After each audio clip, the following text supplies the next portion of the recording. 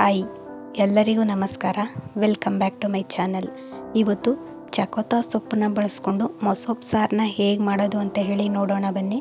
ಮೊದಲಿಗೆ ಸೊಪ್ಪನ್ನ ತೊಳೆದು ಎತ್ತಿಟ್ಕೊಂಡಿದ್ದೀನಿ.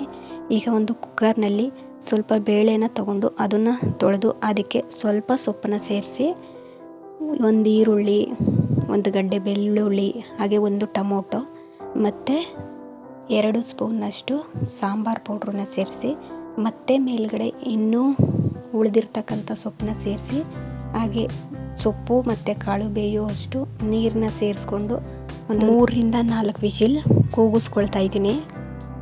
ಕೂಗಿಸ್ಕೊಂಡಿದ್ದಾದಮೇಲೆ ಕುಕ್ಕರ್ ತಣ್ಣಗಾದ ನಂತರ ಲಿಡ್ನ ಓಪನ್ ಮಾಡಿ ಸೊಪ್ಪನ್ನು ಬೇರೊಂದು ಪಾತ್ರೆಗೆ ಹಾಕ್ಕೊಂಡು ಮಸಿಯೋದು ಬರುತ್ತಲ್ಲ ಅದನ್ನು ತಗೊಂಡು ಮಸ್ಕೊಳ್ತಾ ಇದ್ದೀನಿ. ಈ ಥರ ಮಸ್ದು ಮಾಡಬಹುದು ಅಥವಾ ರುಬ್ಬಿ ಕೂಡ ಮಾಡ್ಕೋಬಹುದು.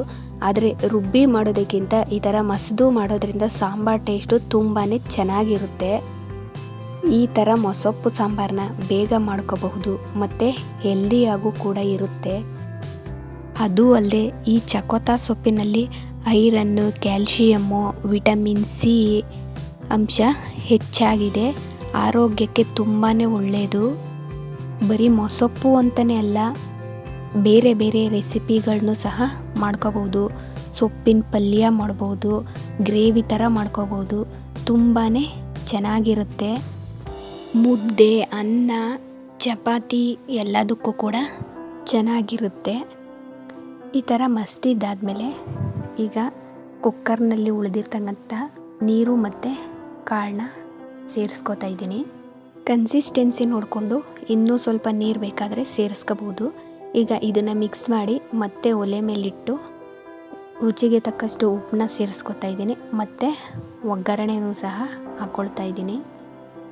ಒಗ್ಗರಣೆಗೆ ಎಣ್ಣೆ, ಸಾಸಿವೆ, ಜೀರಿಗೆ, ಸ್ವಲ್ಪ ಇಂಗು, 1-2 ಒಣಮೆಣಸಿನ್ಕಾಯಿ, ಕರಿಬೇವು ಇಷ್ಟನ್ನು ಹಾಕಿ ಸಾಂಬಾರೊಳಗಡೆ ಸೇರಿಸ್ಕೊತಾ ಇದ್ದೀನಿ.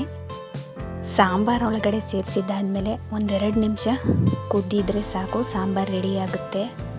ಈ ರೆಸಿಪಿ ಮಾಡೋದು ತುಂಬಾ ಈಸಿ ಮತ್ತು ಬೇಗನೂ ಸಹ ಮಾಡ್ಕೋಬಹುದು. ಹೆಲ್ದಿಯಾಗೂ ಕೂಡ ಇರುತ್ತೆ. ಇವತ್ತಿನ ನನ್ನ ರೆಸಿಪಿ ಇದಾಗಿತ್ತು. ಈ ರೆಸಿಪಿ ನಿಮಗೆ ಇಷ್ಟ ಆಗಿದರೆ ಪ್ಲೀಸ್ ಲೈಕ್ ಮಾಡಿ, ಶೇರ್ ಮಾಡಿ, ಕಮೆಂಟ್ ಮಾಡಿ, ಹಾಗೆಯೇ ಸಬ್ಸ್ಕ್ರೈಬ್ ಮಾಡಿಕೊಂಡು ನನ್ನ ಚಾನಲ್ಗೆ ಸಪೋರ್ಟ್ ಮಾಡಿ. Thank you for watching.